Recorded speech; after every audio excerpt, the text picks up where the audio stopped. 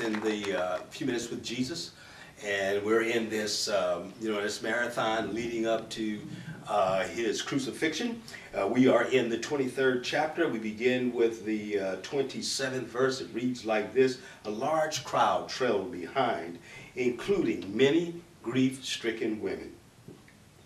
But Jesus turned and said to them, 'Daughters of Jerusalem, don't weep for me, but weep for yourselves and for your children.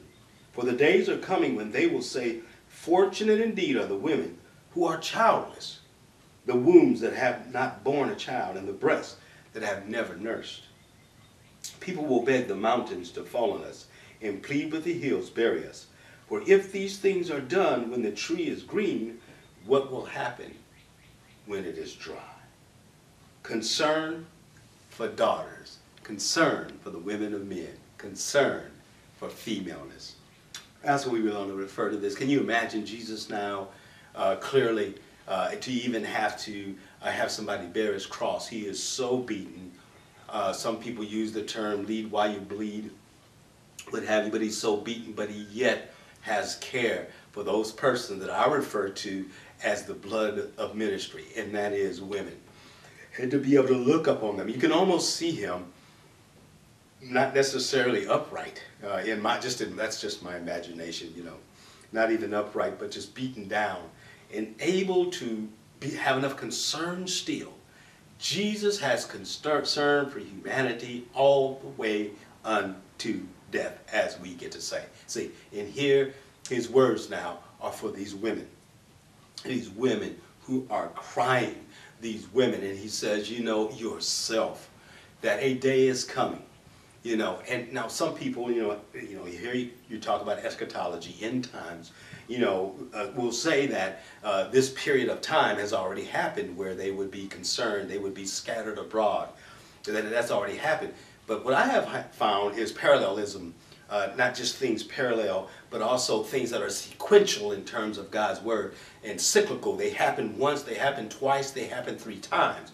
So even though, he may be talking about a period when this is going to happen to the Jews, that they're going to be scattered abroad and scattered apart, but it also has reference to a period of time that will happen in our generation, yours and in mine, in my estimation. We've already kind of talked about that previously when he was in that experience, when we mentioned the fact that he had words for disciples today to be ready.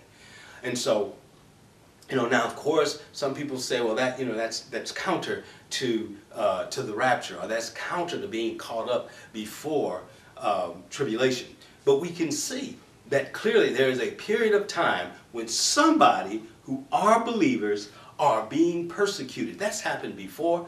We'll never experience God's wrath, but we will experience man's wrath.